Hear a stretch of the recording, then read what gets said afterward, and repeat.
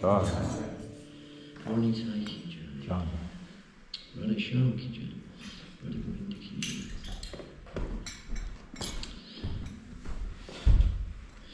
Thank you very much. That was very nice.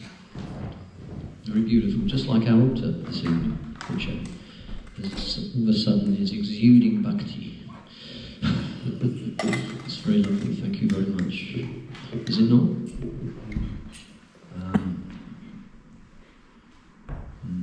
Very nice. It's interesting, isn't it? Yoga. Nobody in the yoga circles. Nobody ever hears of Bhakti, do they? You know, I mean, even when I used to do yoga, nobody ever heard about Bhakti yoga. And it's interesting that, you know, this only comes when Krishna is ready to reveal it to you. You become all these very big yogis and they know nothing about Bhakti, or practicing yogis, practicing teaching yoga, and they never hear of Bhakti. Bhakti is very, very, it's a secret, right? Until Krishna is ready to reveal it to you. When you're ready. It's only when we're ready that it becomes available. Yes. So that's very nice. And this chanting is the most important process of Bhakti Yoga, this chanting. So I'll read just a little bit about that. I was looking at this picture up here, when I was putting some blue tack up, when it fallen down, of the rasa dance up there, when Krishna's dancing with the gopis, yes? And then this appeared on my phone, when I was looking, as it does. And it says this is from the Sri Brihad Bhagavatamrita. This quote from by Sri Sanatana Goswami. It says, examples of how even the perfected form of the spiritual world, everyone is chanting Nam Sankirtan. Now this picture up here, I mean, really is what's happening in the spiritual world, right? Yeah, pretty much. This is a visual window into what goes on in the spiritual world, really. Yes. Which is pretty ecstatic, actually. Everybody's dancing, all these gopis are all dancing with Krishna, and Krishna's expanding himself individually with each one. Yeah? For an example, as described in the Srimad Bhagavatam, Canto 10, chapter 33, verse 7, the gopis of Vrindavan chanted his names while dancing with him in their rasa lila. So all of these gopis are dancing with Krishna, also chanting Hare Krishna mantra. They're doing exactly in the spiritual world what we're doing here now. Yes? As the gopis sang in praise of Krishna, their feet danced, their hands gestured, their eyebrows moved with playful smiles, with their braids and belts tied tight, their waists bending, their faces perspiring, their garments on their breasts moving this way and that, and their earrings swinging on their cheeks. Lord Krishna's young consorts shone like streaks of lightning in a mass of clouds. Krishna sang about the glories of the autumn moon, whose beams awaken the night-blooming lotuses. Meanwhile, the gopis simply chanted Krishna's name over and over again. Krishna sang a Rasa-lila song, his voice becoming louder and louder. In response, the gopis sang twice as loud. Wonderful, O Krishna, O Krishna. So, what we're doing here is a pretty amazing thing, really. We're doing what's happening somewhere far, far away in the spiritual world, but we're very fortunate we have a window to that spiritual world, which Srila Prabhupada has given us. And that's within our heart also. Not only in these lovely pictures and this beautiful water, we can see Krishna in many, many ways, in various forms and different ways, but we can meditate on these amazing pastimes and remember that when we get there, you know, Krishna just will has now a personal relationship with each and every one of us, yes? A rasa, which is an individual rasa with every one of us, yes? Now we can understand that, right? I have a different rasa with you, it's a different taste, a different mellow, a different relationship, right? Everybody has that, everybody can experience that, yeah? So Krishna has the same, it's the same, he has an individual personal relationship with each and every one of us. Not only just us, but every living entity. we should meditate on these things. It's pretty far out, actually, the more you meditate and think about this stuff, because we've been given by grace the ability to be able to achieve, or to understand that, whereas even most yogis, who are very elevated personalities, haven't reached that stage yet, right? Like we were saying, yoga means to achieve bhakti, ultimately. But so many yogis who are practicing yoga, they don't even hear it, they don't even know about it. So, I mean, a lot of us may not even practice yoga, and yet we probably have done in previous lives, by the way. It's not just, we don't come to this position just, out of the blue. It's unusual anyway. So we have to remember that we have been probably doing this in many, many lives previous to come to this point. Otherwise, Krishna would not be revealing this to us. It's quite amazing, when you think about it, when you meditate on this. The more you meditate on it, the more we realise how fortunate we are to be given this gift, to be able to access it, to be able to do it. It's true, isn't it? Amazing. So that Rasa Leela is a very, very beautiful pastime, something we should think about and meditate on, because it's pretty amazing, because that's what's going on in Vaikuntha, right? In the spiritual world, that's the sort of thing that's going on. Who doesn't want that? When we come here on a Friday night and we get to Danagati's lovely Arati ceremony, when everybody's dancing and chanting, that's just a little taste of what that experience is like. Imagine what that experience is like. This is pretty blissful, right? Just imagine what that's like. That should be our focus, yes. So chanting is the key, always chanting. Even the gopis there are doing that, remember. So as we've just been told in that verse from the Bhagavatam. Okay, so very nice. What could be better? Anything better? Anybody know anything better? Okay, so you want to do Radha Madhava? Now you're back. Lovely. What is this? Jaya Radha Madhava Kunja Bihari Gopijana Vallabha Girivaradhari Jaya Radha Madhava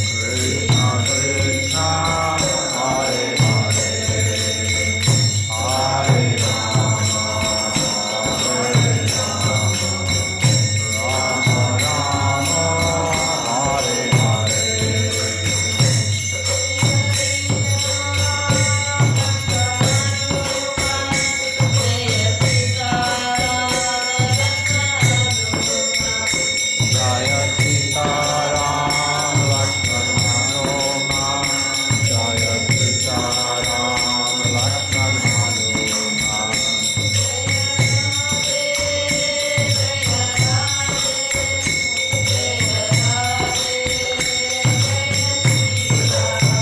Radhe Jaya Radhe Jaya Radhe Jaya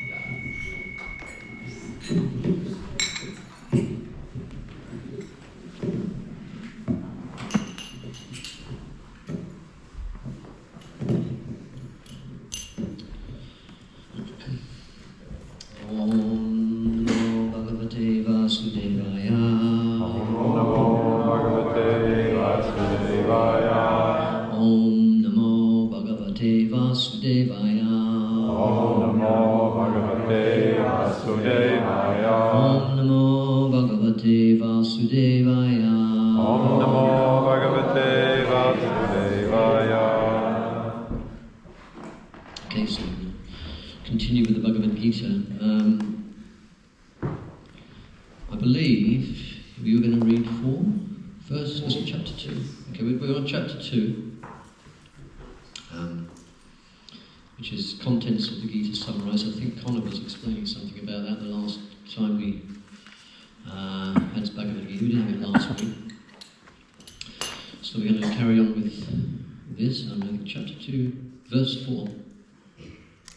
Yeah, I think that's where we got to. So we start getting into the, rather than all the history and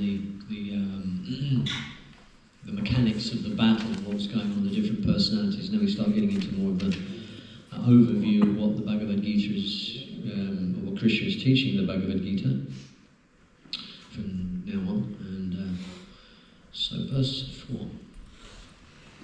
Arjuna vacha katham bhishmam aham sankhye dronam cha madhusudana ishubhi pratyosiyami pajarav arisudana. Would you like to repeat that? Arjuna vacha katham bhishmam dronam cha madhusudana ishubhi pratyosiyami I'm very impressed. You all Sanskrit sound like Sanskrit scholars, don't you? Translation. Arjuna said, O killer of enemies, O killer of Madhu, how can I counteract with arrows in battle like men like Bhishma and Drona? We've already discussed these personalities, who are worthy of my worship. So in the purport, Srila Prabhupada explains that respectable superiors like Bhishma, the grandfather, and Dronacharya, the teacher, are always worshipable. Even if they attack, they should not be counterattacked. It is general etiquette that superiors are not even to be offered a verbal fight. It's interesting, isn't it? You shouldn't even argue with people who are superior to us. Of course, it's understanding who is superior to us. That's just a level of Arjuna, as we discussed, I think last week, is an elevated soul in many, many ways, but he's become in a bit of illusion over this situation. And it's not a bad thing. What he's saying and what he's proposing to Krishna in this conversation at the beginning here is actually quite wonderful, because he's acting out of compassion, yes? But he's acting on the material level rather than a spiritual level. He's seeing things with material vision rather than spiritual vision. And that's where Krishna corrects him afterwards. And this is pretty much the case in the world we live in now. Many charitable organisations, many religions are acting in that way, right? But they're not seeing the full picture, because they're not seeing with spiritual vision, they're seeing with material vision. Yeah? Doing good is great, doing right, being compassionate, being understanding, etc., etc. It's all perfectly nice in a material sense, ultimately. But when we come to when Bhakti becomes revealed, as we were saying earlier, then there's a higher level of understanding of things, which Arjuna has forgotten in this situation. He's disturbed and very perturbed by this whole situation, right? Even if they are sometimes harsh in behaviour, they should not be harshly treated. That is how it is possible. Then how is it possible for Arjuna to counterattack them? Would Krishna ever attack his own grandfather, Ugrasena, or his teacher, Sandipani Muni? These were some of the arguments offered by Arjuna to Krishna. Next verse. Guru, we can repeat this if you want to read it together. Yeah, we'll read it together.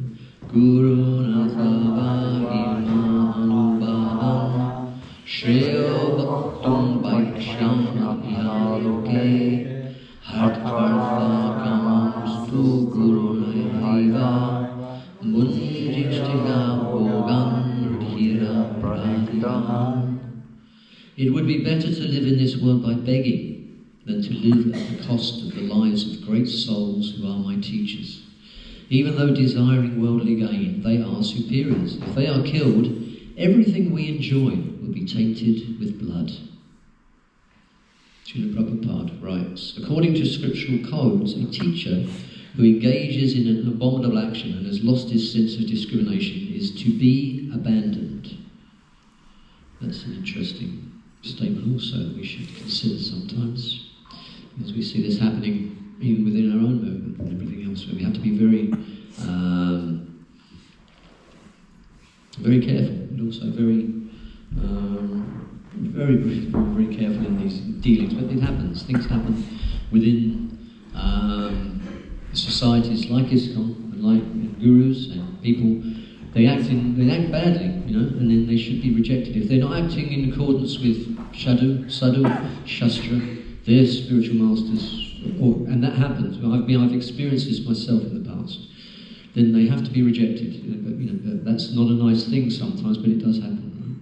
Right? I mean, we've experienced it within our own lives and spiritual lives. So, important instruction by Prabhupada here. Prabhupada's saying that. So, of course, we have to be very, very careful not to just reject. If we don't like something, that's the whole point. If they're superiors and they're telling us something that we don't agree with, we have to be very careful not to think because of our ego that we know better, because we don't.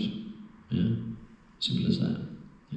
But there are cases when, if they go off on a tangent or off on some other track which is not bona fide and not within parampara, not within the teachings that Srila Prabhupada and the previous acharyas and Shastra and the Vedas lay down, then we should reject. This is where we have to be very careful. We accept gurus. We're not looking at YouTube gurus or, whoever it may be, who are claiming to be something which they're not, mostly for adoration, to gain followers, to gain, it's an ego thing mostly. Yeah. So, in the early days of our spiritual practice, we can be easily fooled. I was. There are very charismatic personalities about. There have been. I got taken in by some of them. Not necessarily in a way that affected me very badly, but it does happen. Yeah? If we're a little immature in our understanding of this, so we have to be very careful not to let that sort of thing impinge on our consciousness. We have to keep strictly with Prabhupada's teachings. Always check Shastra and what Prabhupada said, that's the important thing.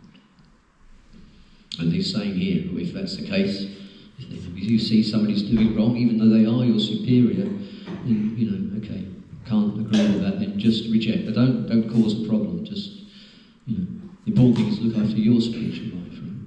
Yes? And then you can help others. If you don't, then you won't help anybody. Yeah? And that applies in every walk of life, actually, not just spiritual life, but family life, everything. We have to be setting the right example, doing the right thing in the right way.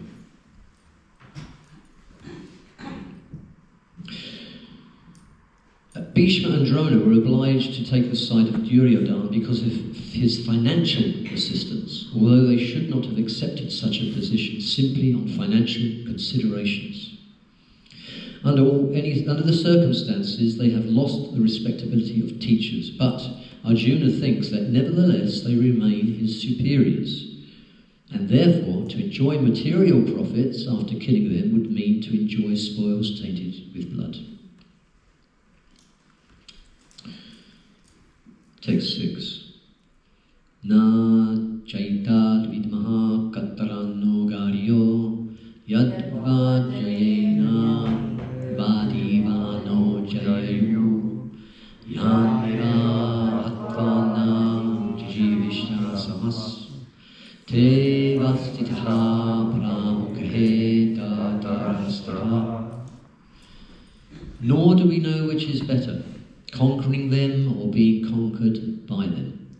If we killed the sons of Dhritarashtra, we should not care to live, yet they are now standing before us on the battlefield. Arjuna did not know whether he should fight and risk unnecessary violence, although fighting is the duty of the Kshatriya, or whether he should refrain and live by begging.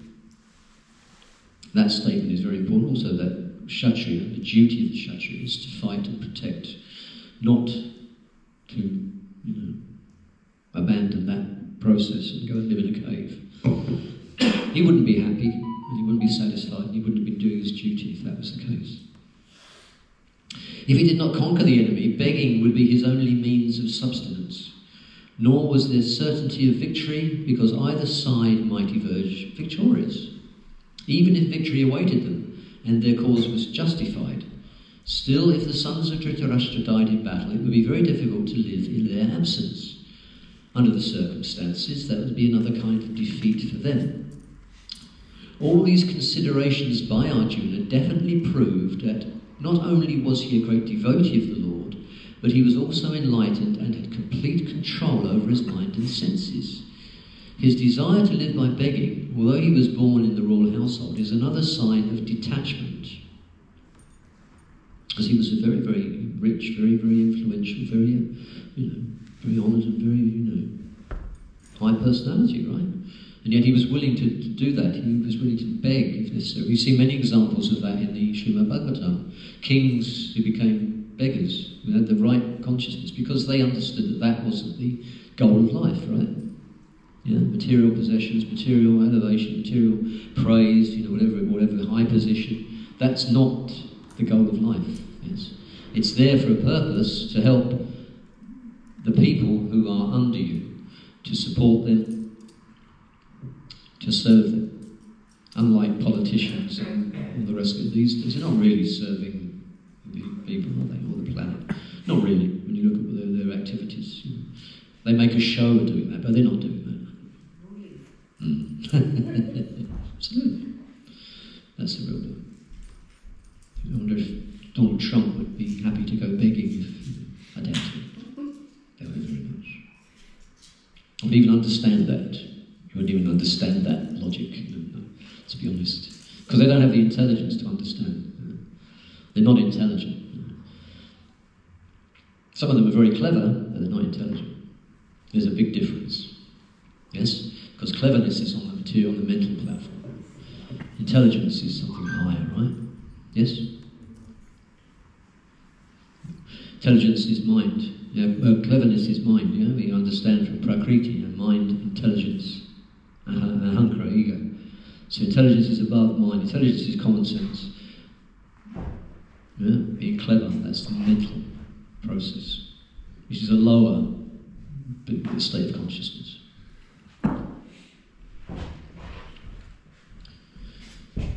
His desire to live by begging, although he was born in a royal household, is another sign of detachment. He was truly virtuous, as these qualities, combined with his faith in the words of instruction of Sri Krishna, his spiritual master, indicate. It is concluded that Arjuna was quite fit for liberation. Unless the senses are controlled, there is no chance of elevation to the platform of knowledge. And without knowledge and devotion, there is no chance of liberation. So there is a very, very important statement that relates to what we were just saying. Unless the senses are controlled, there is no chance of elevation to the platform of knowledge. Yes? So many people look up to all these people, a lot of scientists and philosophers and everything else, you know. Yeah? People are looking at these people thinking they are knowledgeable. Are they? No. They're speculators. They're not knowledgeable. They don't know anything because they don't have realization, right? As we were discussing last week in the book club, I believe, about vegetarianism. Yeah? It's obvious, isn't it, that killing is wrong, right? Yeah? But you only understand that through realization, knowing that it's the right thing to do. Yeah? There's a realization. That's knowledge. Yes, knowing. Yeah? Whereas all these big philosophers and big meat eaters, or the big spiritual leaders who are meat eaters, are they realized? Are they spiritual people? No, because they don't have that realization. That to kill is wrong. Right? And then you proclaim yourself to be a spiritual leader. How can you do that? Yeah? It's blatant hypocrisy, right? They don't have knowledge, but people look up to them and they're bowing down to them and, you know, praising them and elevating them to the... I went to I don't know if I mentioned this, I went to a carol concert just before Christmas. Yeah, I think I might mention to you. I went to a big church in Maidstone. I was taken to a carol concert. It was very nice. It was very nice. It was a nice show, and they did it very nicely. And then somebody got up and did a sermon, and they had a slideshow like this, and they were showing pictures of pork pies. This is what Christmas is all. This is like a spiritual person who's preaching to, and there must have been 500-600 people in this church, maybe even more. And he's saying, "This is what I like at Christmas: a pork pie and a good movie." Should have been turkey. I was sitting there getting very spiritual. So but all these people are elevating this personality to somebody who has knowledge and somebody who's, you know, leading them, you know. And I'm sitting there thinking, God. Is that knowledge? Is that a representation of spiritual elevation? I don't think so. I may be wrong. So knowledge, you know, he doesn't know that eating a pork pie is going to bring him bad karma. They don't have knowledge. It was a nice show, though.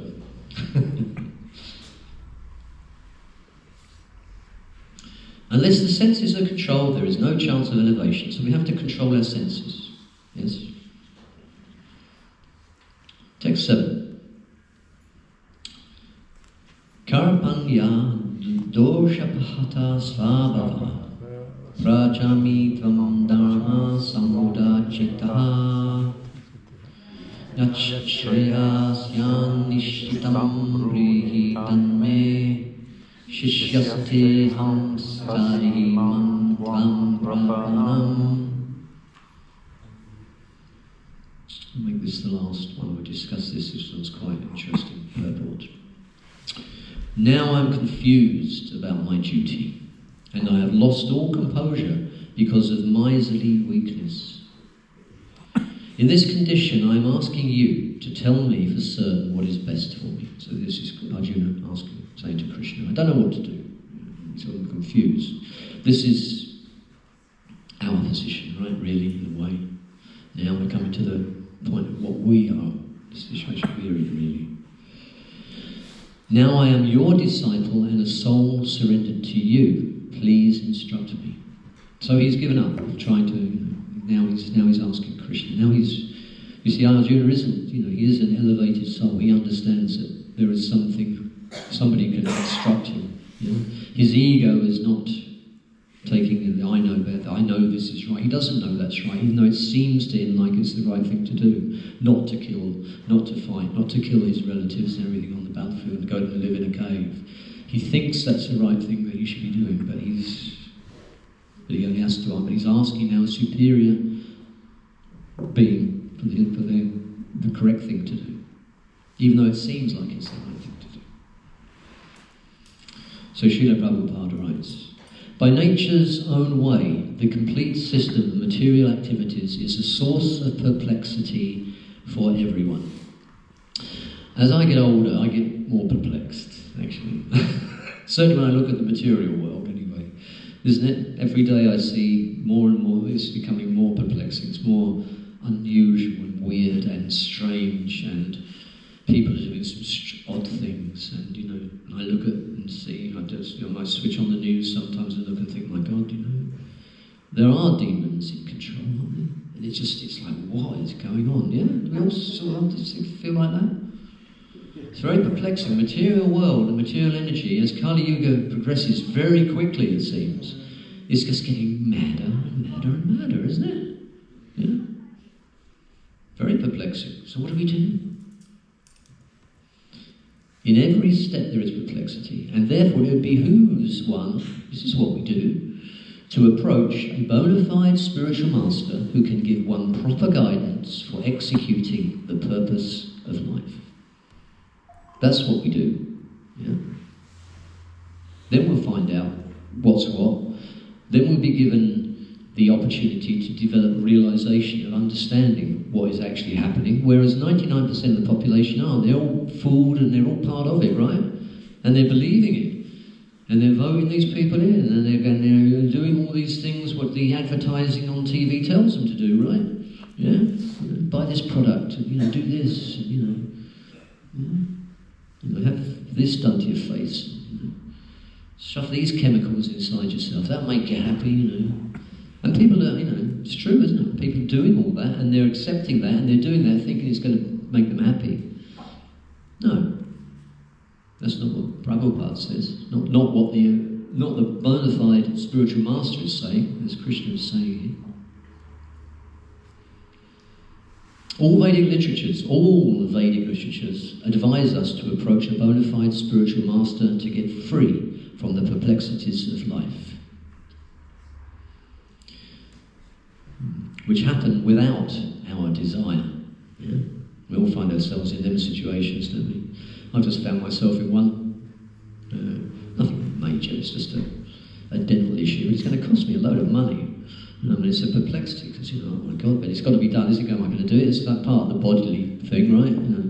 It's still a perplexity. It's always going to be going on. As we get older and the body starts to get, deteriorate, bits start to not work properly, we've got to get them replaced, or we've got to have them out. It's not very nice, is it? But it's all like that, right? And as you get older, and Jill will back me up, it gets worse, right?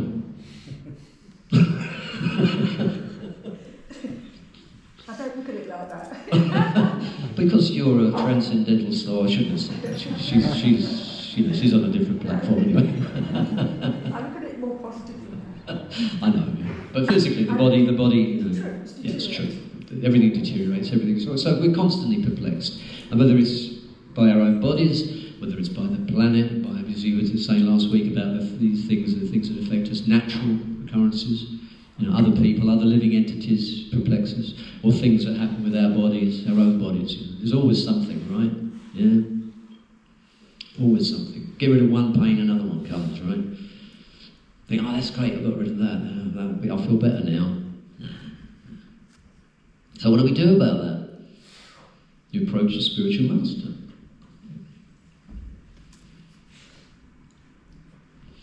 They're like a forest fire which somehow blazes without being set by anyone. Similarly, the world situation is such that perplexities of life automatically appear without our wanting such confusion. No one wants fire, and yet it takes place, and we become perplexed. We see this happening all the time. More and more, it seems like more and more natural disasters are happening all the time, as well as, the ones that are inflicted by these people who are running things. We see that all the time, don't we? as Kali Yuga goes on, as we don't do sacrifices anymore, the weather systems become different, everything changes. In Vedic times, in Vedic culture, everything was perfect, right? Because everybody was doing the correct way of doing things with nature. So therefore nature is kind. But if you abuse and misuse natural resources, you misuse the planet, because everything's personal, right? Everything's a personality. Then, things are going to go wrong, and we're going to get bad results, karmic or otherwise. And we see that going on. Right? And that's just another, understanding that is another part of this realization, of this knowledge, yes? The Vedic system therefore advises that in order to solve the perplexities of spiritual life, and to understand the science of the solution, one must approach a spiritual master who is in the disciplic succession. A person with a bona fide spiritual master is supposed to know everything. One should not, therefore, remain in material perplexities, but should approach a spiritual master. This is the purport of this verse, where Arjuna is, he's putting up, that's it, I don't understand, I don't know anything. We have to get past our own ego, because our own ego would tell us, I know, I know better, I know this, I know that, I think this, I think that, I think the other is true. I remember Prabhupada saying that to somebody was questioning him, just as he was going on the dude. He said, it doesn't matter what you think. What you think is totally irrelevant. Think whatever you like. It makes no difference to the truth. You can think whatever you like. So what we have to, that's, again, the mind. That's another part of the yoga process, right? Controlling this stuff. I think this, I think that, I think the other. I think God is a monster made of spaghetti. I heard that once. I think it was Creeper Moyer, I think, told me that one. Anyway, but people do think strange things, don't they? Think all sorts of nonsense. Yeah? The mind can, really sort of come up with some real garbage. Who is the man in material perplexities? It is he who does not understand the problems of life. In the Brihadaranyaka Upanishad 3.8-10, the perplexed man is described as follows. Yo va itad aksharam gargi aviditvasma lokat praiti sa kripana. He is a miserly man who does not solve the problems of life as a human, and who thus quits this world like the cats and dogs without understanding the science of self-realization. This human form of life is the most valuable asset for the living entity.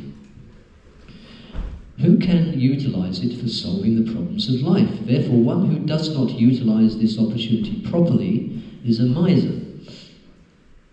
On the other hand, there is the Brahmana, or he who is intelligent enough to utilize this body to solve all the problems of life. Ya etad aksharam gagi vidid vashma lokat praiti va brahma. The Kripanas, or miserly persons, waste their time in being overly affectionate for families, society, country, etc. Now that doesn't mean we shouldn't have some affection for that, but overly affectionate is the way the Prabhupada describes that. We have to be serious, loving, compassionate, kind, and teach family and everything else in the right way, but we should be overly affectionate. Because being overly affectionate will probably bind us further into the material energy if we do that. There's a balance there. One is often attached to family life, namely wife, children and other members, on the basis of skin disease. The Kripana thinks that he is able to protect his family members from death. Or the Kripana thinks that his family or society can save him from the verge of death. Such family attachment can be found even in the lower animals who take care of children also.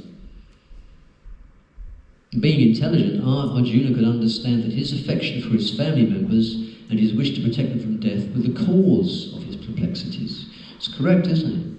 This whole thing, his whole problem is that perplexity is being caused by this attachment. That's where his problem lies. Of course, on a higher level, and it's not maybe easy to understand this, on a spiritual level, we're not the body, right? Yeah? They're not the body. And the whole real compassionate thing is to take these family members out of this cycle of birth, death, old age and disease, out of this material condition. Yeah? That's real compassion. Yeah? When we have family, we have children. The main goal is to serve them is to bring them up in a way that they can understand this knowledge, and then when it comes to their point of dying or leaving their body, they can be elevated, rather than by then not elevating them and bringing them down, and so that they re-exist, going through these perplexities over and over and over again. Yeah?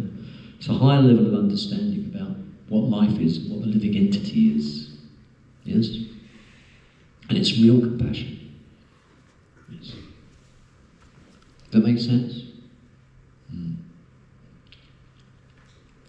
He is therefore asking Lord Krishna, the Supreme Spiritual Master, to make a definite solution. He offers himself to Krishna as a disciple. He wants to stop friendly talks. Talks between the Master and the disciple are serious. And now Arjuna wants to talk very seriously before a recognized spiritual master. Krishna is therefore the original master of the science of Bhagavad Gita. And Arjuna is the first disciple for understanding the Gita. How Arjuna understands the Bhagavad Gita is stated in the Gita itself, and yet foolish, mundane scholars explain that one need not submit to Krishna as a person, but to the unborn within Krishna. That's a bit of a deeper conversation. To unpack that will take a little bit of time, but excuse me. The unborn within Krishna. Does anybody think what that might be, what that means? Just out of interest, does anybody understand what that means? Was it Ramakrishna who said that? Was it him? Oh yeah, I think. Anyway, some impersonalist, wasn't it? That, he gave his own interpretation on the Gita, as they all do, of course. And that's why Prabhupada calls it as it is, because he wasn't, it's quite clear reading the text that Krishna is a person, and yet suddenly he's magicked out of his mind to suit his own philosophy that Krishna is actually impersonal. Ultimately impersonal. Right, yeah. It's just a manifestation, and then Krishna's body is just a temporary thing, which is being used by this personal energy. Yeah, that's right. Yeah, everybody understand that? So this is false, Krishna is a person, right? We're all persons. Yeah? That's what Prabhupada's saying. You're absolutely right. That's absolutely right.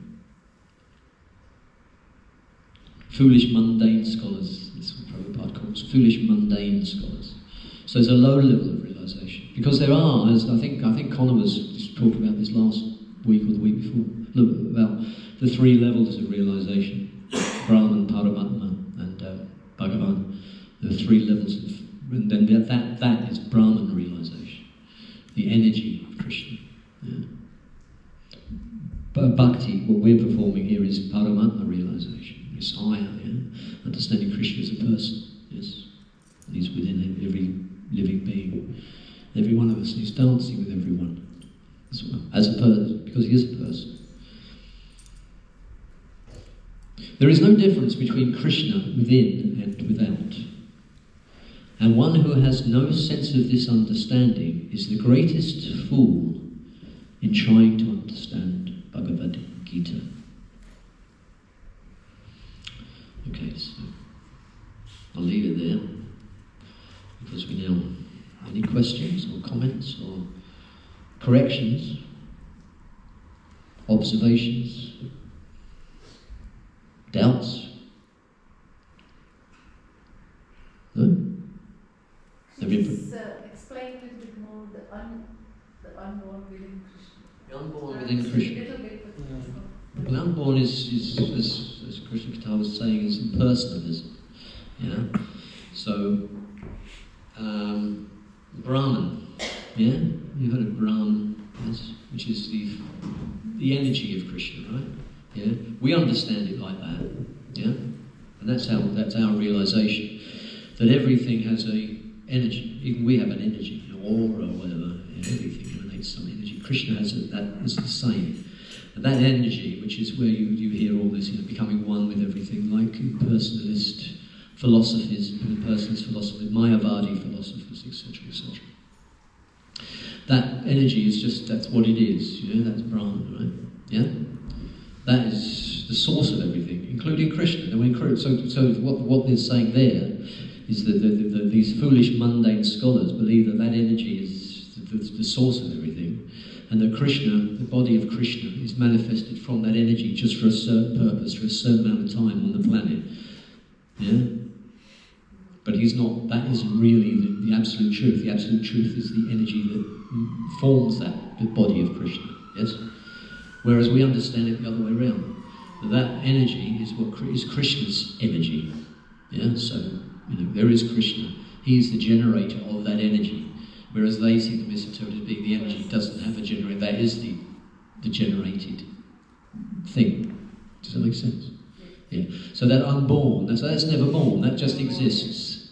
That Brahman just continually exists, and that's it, yeah? So it's unborn. It's not born, it's always existed. Yes? You want to add to that, or is that clear? Yeah. Does that make sense? Okay.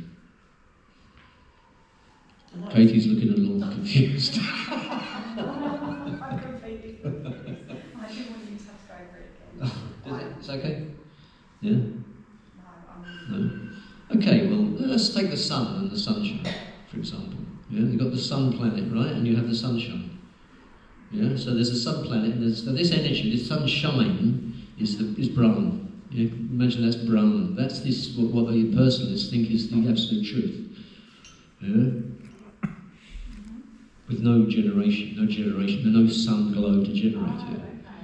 Whereas we understand that the sun is Krishna, and he's generating that energy. Yes? Does that make sense?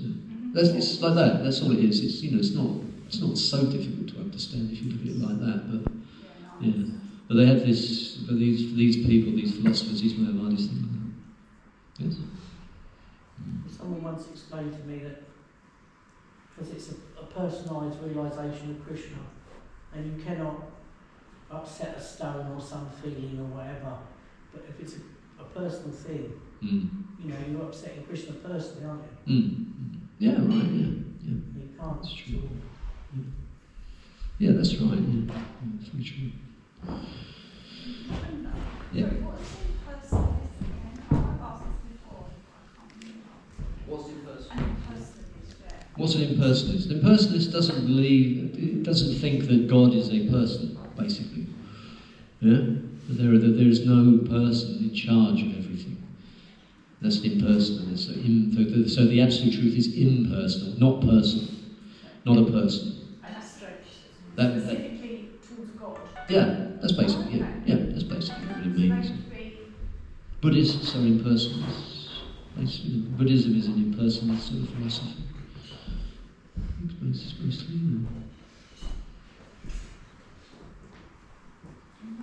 like that. Sorry? Is there anybody else? Yeah, lots. To some degree, even Christianity is to some degree. Because they talk about the Holy Spirit, but they don't actually talk about God as a person. They make think Jesus is God or whatever, say like that they have a personal aspect of their philosophy. But if you talk to a lot of Christians, they just about the Holy Spirit. Yeah, and they become, they don't have no knowledge of God as a person, because it's a lower level of realisation. Yes. So that Holy Spirit, which is like an intangible thing, it's just an energy basically. They can't see beyond that to the source of the energy. So they're impersonalists in one sense, right?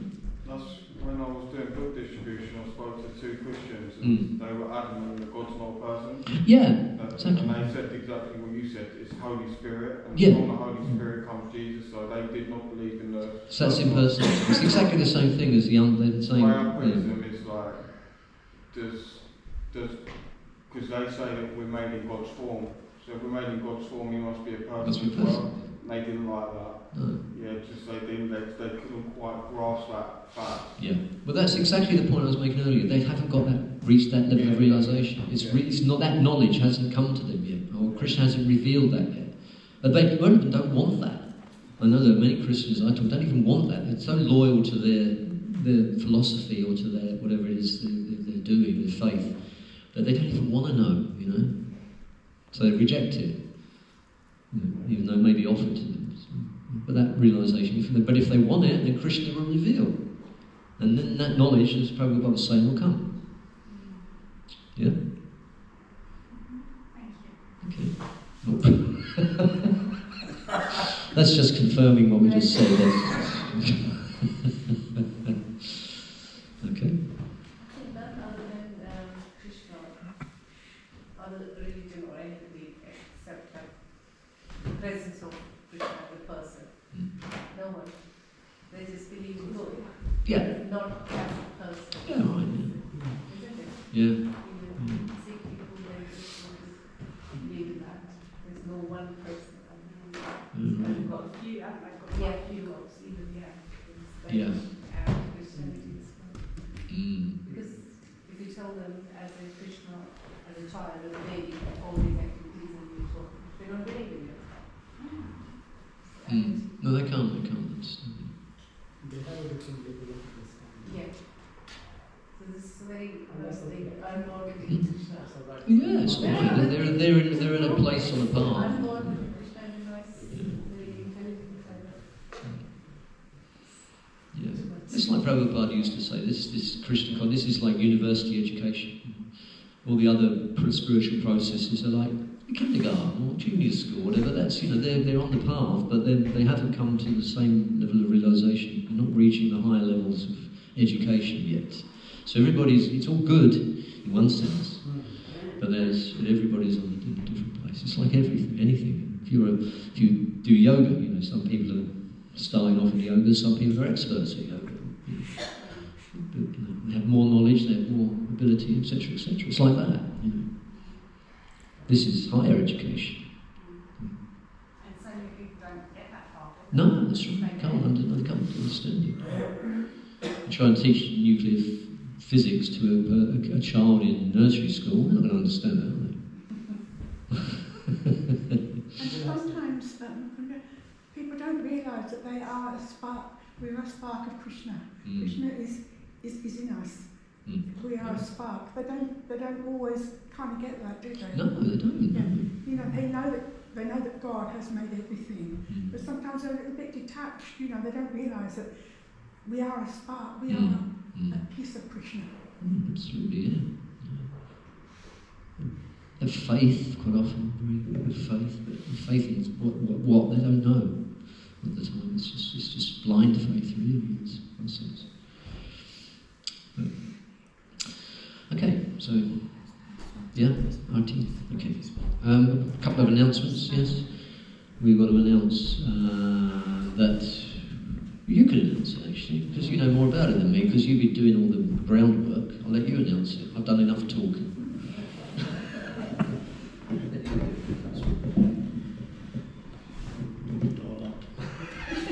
If I try to untangle it, keep one part. They don't align with me. Is it okay? Yeah.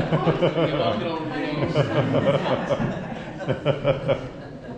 Hare Krishna. So one of the announcement is that we are starting mentorship program for any kind of willing candidates who would like to take part in it. This is basically kind of providing a proper guidance how to approach the Shastras and how to approach the Bhakti in a proper kind of way to understand, you know, the principles and Siddhanta, the principles of Bhakti. This is also helps to understand the mission of Srila Prabhupada and what's the purpose.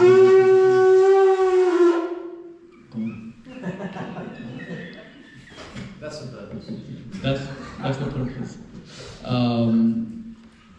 So this is what we're kind of proposing in this Sangha is kind of practiced already in London Temple. So just replicating the same principle, same thing here. It's nothing new. So I think we have already kind of put the details in our WhatsApp group. and also it is available on our website. So please go and have a look, and if you're interested, please sign up, and we'll formally kind of start this process on the Parents' Day of Lord Nityananda Prabhu, which is on 30th of this month.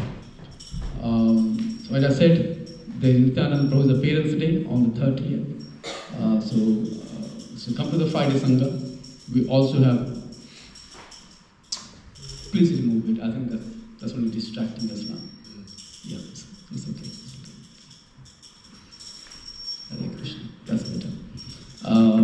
Yeah. So on the 31st of January, we have festival at Radhanath Prabhu's farm. So it is from 12 to 4 o'clock. So please come and let others know. Would like to join, please. Everybody is welcome. Next week, Friday, we have a special guest. So one of the brahmacharis, who is Sankirtan leader in London Temple, he is coming to give class, and he will also briefly discuss what is Sankirtan and why it is so important in this age to distribute books and spread the news of Krishna consciousness to far and wide.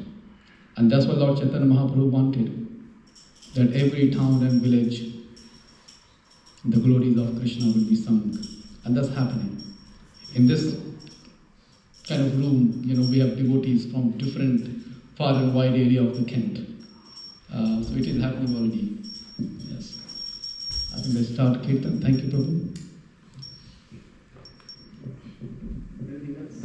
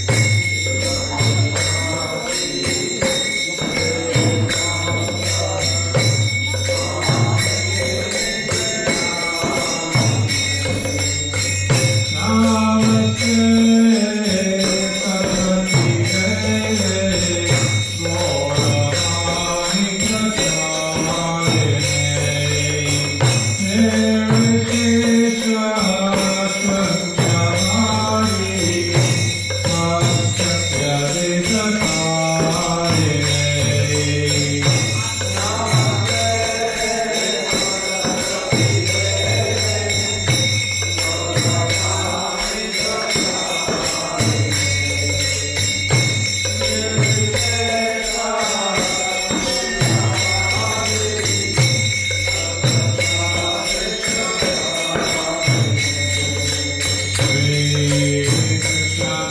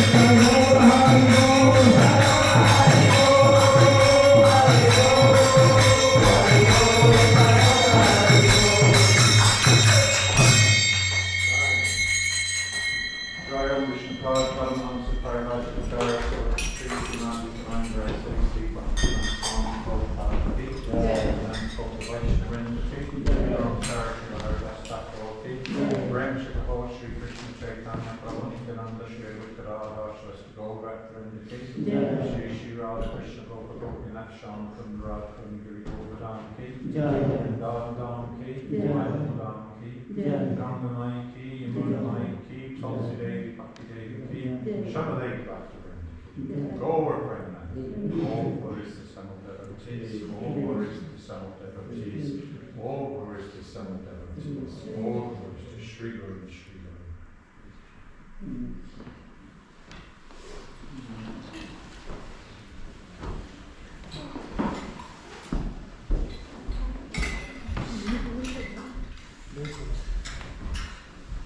Srila Prabhupada was close to 80 years old, but he would still raise his arm and jump and dance.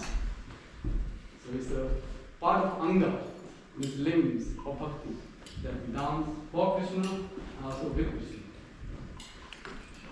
Yeah? Must dance. Enthusiastic dance. Thank you. Thank you for starting. Prasari Govinde, Madhurani Vashti, Sopapunyapatam Vajram, Sonaiva Jayate, Sarirana Vijaya, Jidvyata Taikai, Jidvyata Vishai Shakare, Radha Divayati, Lava Sudhamati, Akekita Katina Samsare, Krishna Buddha Doemoe, Parivar Jiva Joy, Swaprasada Delovai, Sayamrita Pao, Radha Krishna Gunagam, Venadago Chitanya Nitai, Jayani Mai Jayani Tai, Jai Shri Krishna Chaitanya, Prabhu Nityananda, Shri Advaita Gadadhara, Shri Vasadi Gaura Bhakta Vrinda, Hare Krishna Krishna Krishna Hare Hare, Hare Rama Rama Rama Hare Hare. Ram Ki Jai. Srila Prabhupada